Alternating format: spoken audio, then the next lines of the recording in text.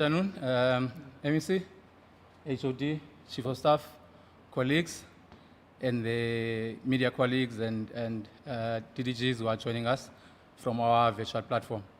We are about to start our post-budget engagement, which is specifically set for the media to have an engagement following MEC's tabling of the budget this afternoon. My name is Phumelele Kotongwana. I am the Media Liaison Officer for MEC Finance, MEC Mlungisi Mvogo, also speaking for Provincial Treasurer. We won't waste much time. At this moment, I will call upon MEC Mvogo to come and just make a few introduction, and then immediately when he's done with his introduction, we will allow the members of media who were part of our presentation during when we were at the legislature. They, by now, surely they have made some notes that will form part of their questions for the MEC. So we will allow them immediately when MEC is done with the introduction to ask questions. Thank you very much.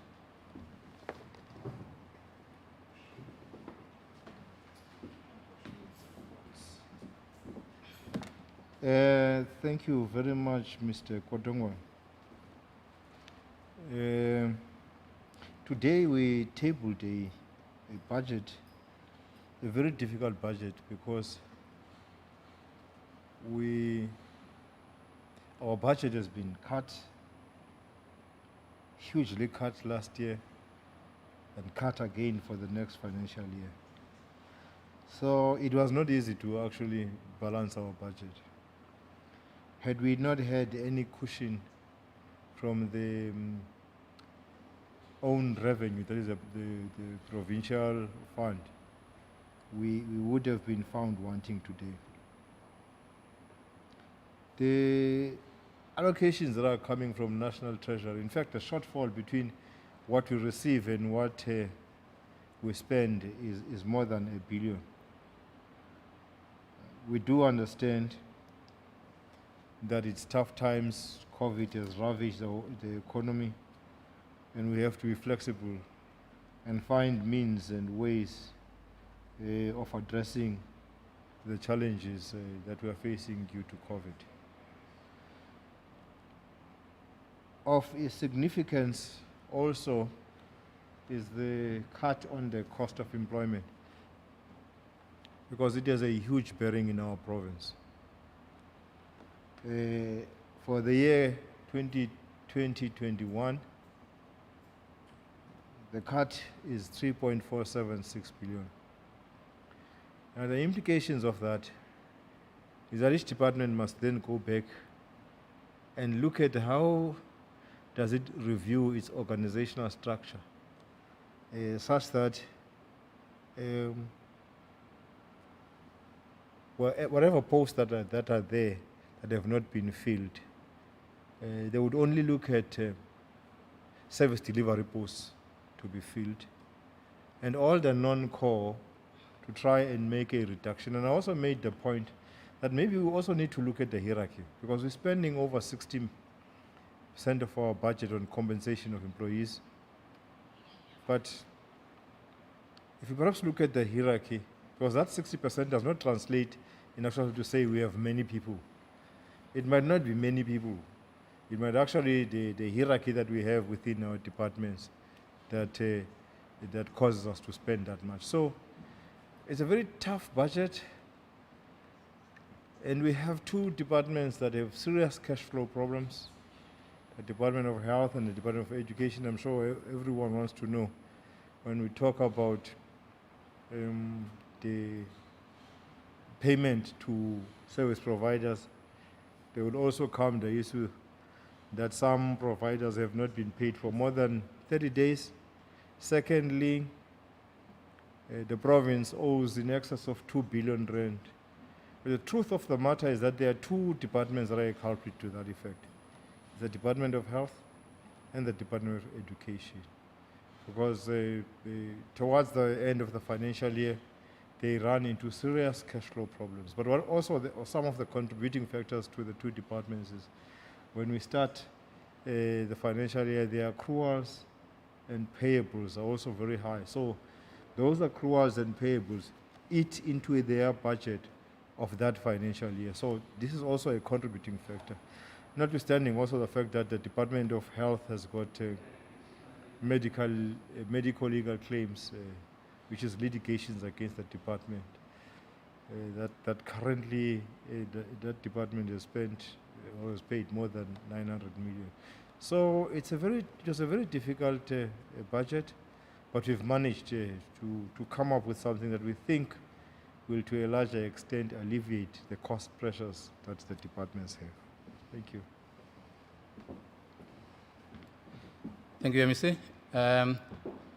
Colleagues who are joining us from Teams, this is an opportunity for you to ask questions to the MEC. You will unmute and introduce yourself and immediately pose your question. The floor is open.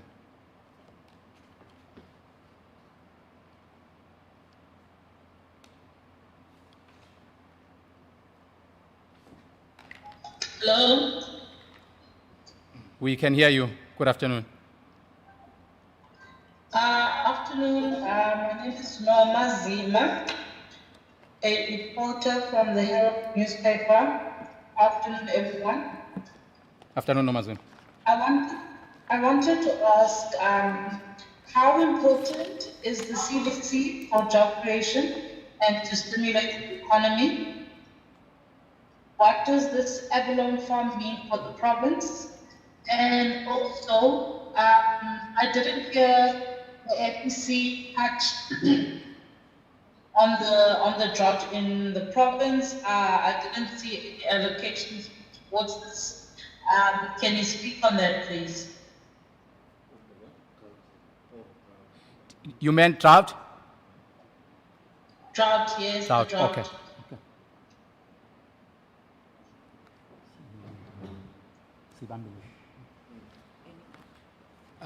We will take probably about 5 questions before we allow MEC to respond.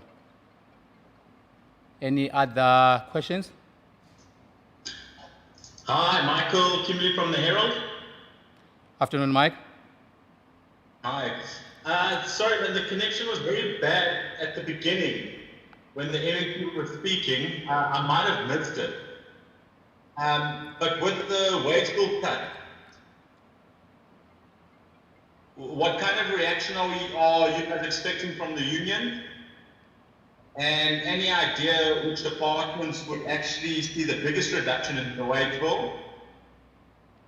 And any type of official that will be targeted, such as early retirement?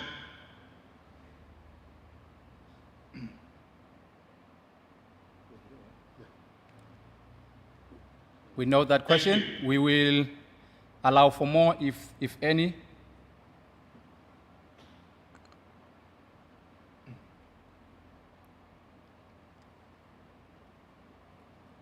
Okay.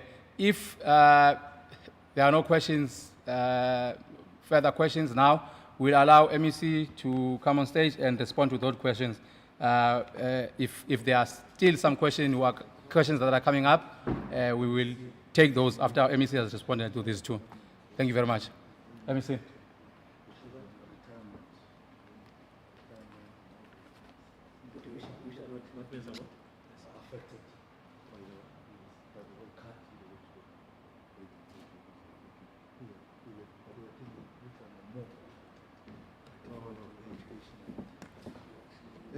Thank you very much.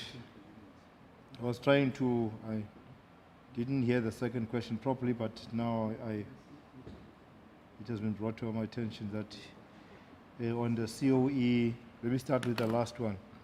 On the COE, the reaction from the unions. Let me start by saying, as I indicated when I was tabling the budget, when you say they must review their organizational structure, that does not in any way imply that they must retrench employees. It's not what we're talking about. So we're saying you must look at your organizational structure, review it, such that as you move forward, you concentrate mostly on the service delivery posts. That's what we are saying.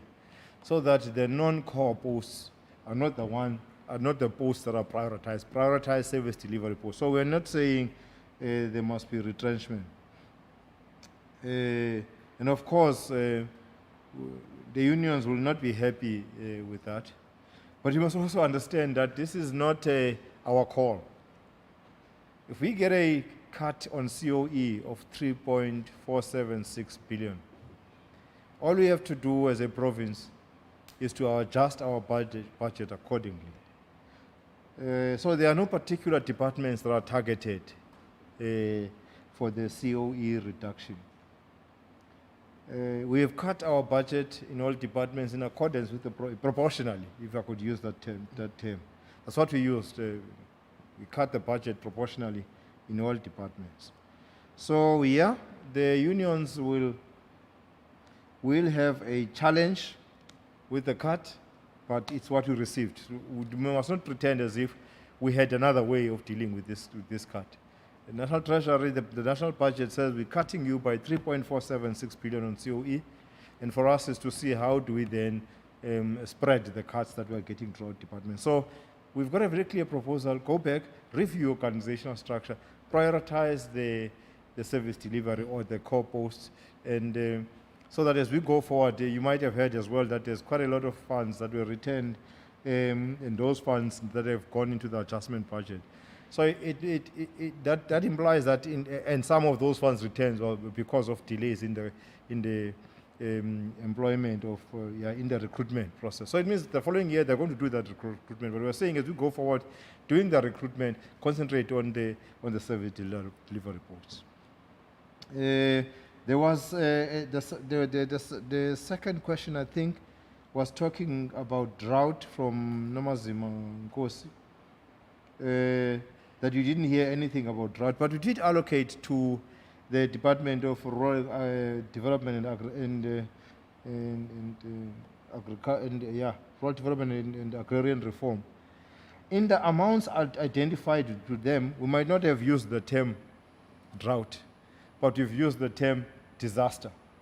So because drought falls under disaster, it is how then the department is going to allocate funds towards a disaster in the amounts that are given to them.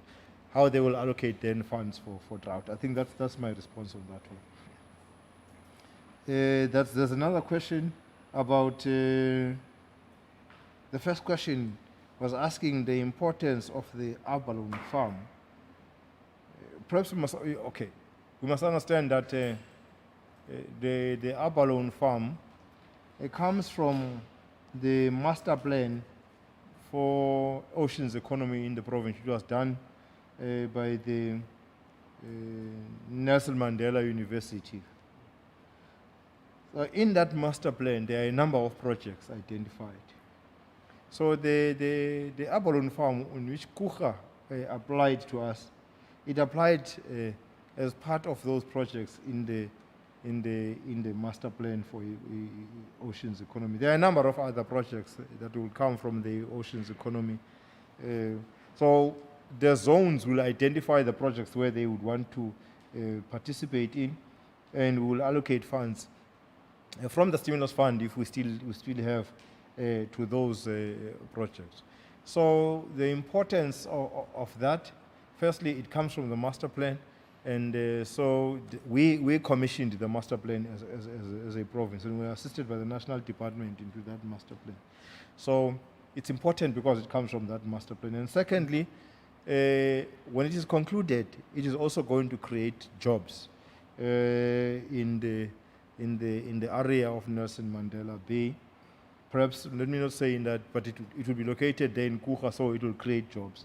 And we might expect that then another zone can identify a similar project for as long as it's going to create jobs and also stimulate the economy. For as long as we have funds, we will fund it. So that's the basis of the Abalone farm, where it comes from and its importance. I think, I don't know where else, if I any questions that I have Missed? Okay, I think I've dealt with this, with all the questions that were raised by the two people. Colleagues, we will just allow HOD, Mr. Daluhlanga to just come and give clarity to some of the questions that you asked. HOD, you can come through. Thank you, Coach. Good afternoon to the media houses and those who are listening to the links. Daluhlanga Macheke from Treasury. Thanks. I think more or less MEC has covered. Just to add a couple of things there. First, I think it's important, especially the issue of the wage bill, just also to put some of the things into context. The fiscal framework, for the country is of course constrained. If you really look through what it is, the GDP, gross domestic product, that in terms of is actually has jumped from 61% to 81.3%, and is expected that it's going to be about 93% in the last year. So you'll know that is that which we kind of owing. So, and that affects our sovereignty in one way or the other. So one of those critical areas and items which actually lead to unsustainability is our wage bill, which is very high for the country, especially considering that it is a developing country. Well, if you compare it with other countries which are developing, it's very high and something which we need to manage in relation to that kind of a space. And that is why some of these come into the space. And to put this also furthermore into context, if then the tax revenue, which is our main source, of funding, it makes close to about 90% the tax revenue, which is collected from SARS through pay as you earn, and also company tax, makes about close to 90%. So if then that the shortfall on it, if you compare last year to this year, it had to be revised down by 213 billion. 213 billion out of it. So money has to come somewhere. There need to be some measures and balance of some of these things. So one of those which need to be looked at was, of course, the wage bill. So maybe we was talking about wage bill in its context. There are other areas which have been affected, but because wage bill deal with, of course, human capital, which is there. But of course, it means that there are certain kind of projects which were affected, which mean that they need to be reprioritized. That is why we're saying that I think the critical matter which we need to look at managing the salaries, the increase of salaries, the warm bodies which we are having is something which we need to sustain into it within what we have as warm bodies, and make sure then that we become efficient in terms of now the people whom we employ, so that the level of productivity kind of increase. Because sometimes the issue of augmentation between a person who's supposed to produce something and the output at times is something which need to be, of course, as part of overall operational management, which need to be as public sector. And I think that's something which is there. And I think the issue of overall, the unions, remember there is overall a bargaining council, which goes through at a national level. And of course, it gets to be engaged as part of NADLEC. Overall. So those engagements are kind of continuing, but from a resourcing point of view, it's something which affects us. So, and we cannot allocate something which we do not have, because that will be in kind of operating recklessly in a way. So we have to kind of see those areas which is actually there. As MEC indicated, every department was kind of affected. It means that those who got bigger slice of the budget will be proportionally be affected. For example, education and health, if you take in that, they've got a bigger proportion in terms of now from an allocation point of view and COE. By default, they will be affected. But it is similarly to a department, smaller departments, which are actually there, treasury, kind of a situation. It will be similarly affected, similar to education and health, in consideration the budget from a budgeting point of view. So I'm saying that I think it's all been equal proportion in terms of now the general cuts, which is actually there. But looking to say that warm bodies which are there need to still be there. But the issue of now thinking then that we've got more leveraging of getting more resources is something which will not be having moving forward. I think I just wanted to add that matter. I think all the others are more or less covered. Thank you.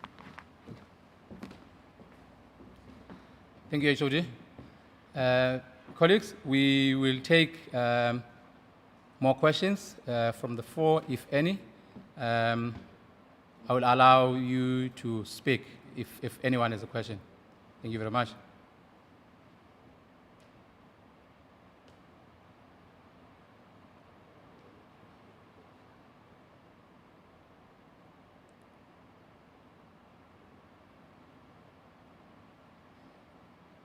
MEC, HOD, there seem to be no further questions from the floor. And if that's the case, it will mean we've... Sorry. Yes, Hi, Phumelele. hi there. Sorry, I just wanted to get Is this Noma Zima? clarity on, Namazim? yes, Oh, okay. I just wanted to confirm if that is you. okay. You can continue. I just wanted to get clarity on the allocation that the Department of Health has received versus the deficit or something of that nature. The MEC spoke about how much debt or the money that the department received was far less than the money they need to spend. Can you just elaborate on that?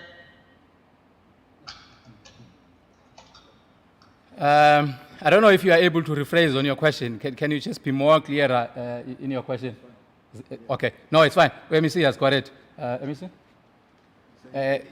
That is if colleagues, there are no more questions, we will just allow MEC to respond to this question, and thereafter we will conclude. MEC. Thank you very much, Coach. I think, Nomazima, here, there are two issues. We're talking about the adjustment budget and we're talking about the main budget as well. On the adjustment budget, we are allocating to health 181.6 billion. This is funding, or these are funds that come from the various departments as they have surrendered.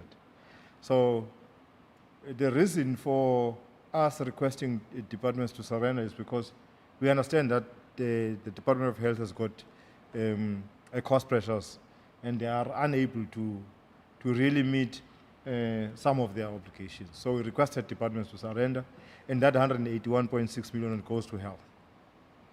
Now, the other part that we're talking about has to do with the budget, what we're getting and what we're spending. We're talking about the main budget. In what we're getting from National Treasury is 81 billion, 81 point something, and we are spending 82 point something billion. So that's what I was talking about, to saying that there is a gap between what we receive and what we spend. Now, what we did was to take from our own provincial revenue fund. That is,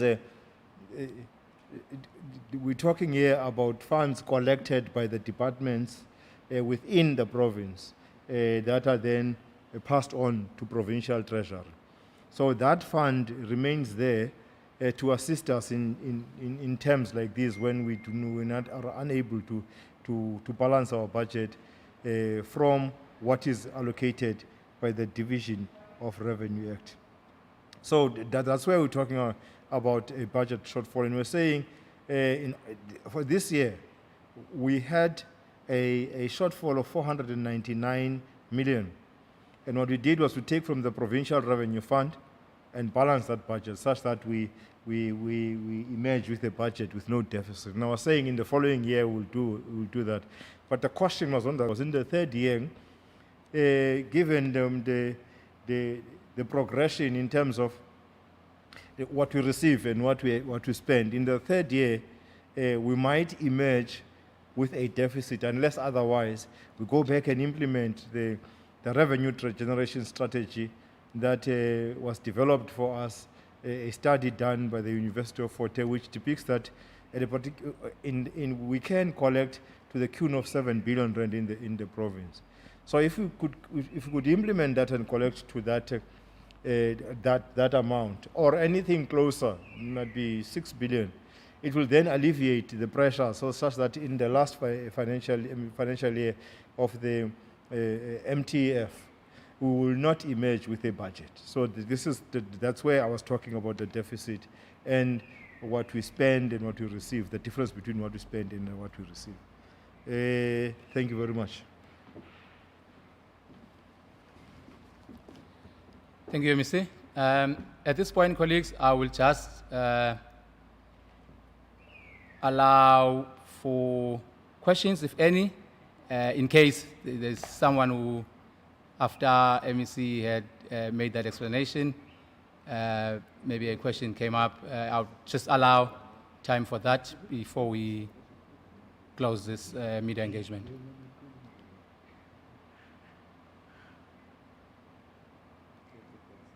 In the absence of the questions, MEC, HOD, Chief of Staff, colleagues, thank you very much for being part of this media engagement. The engagement is now closed. Thank you very much.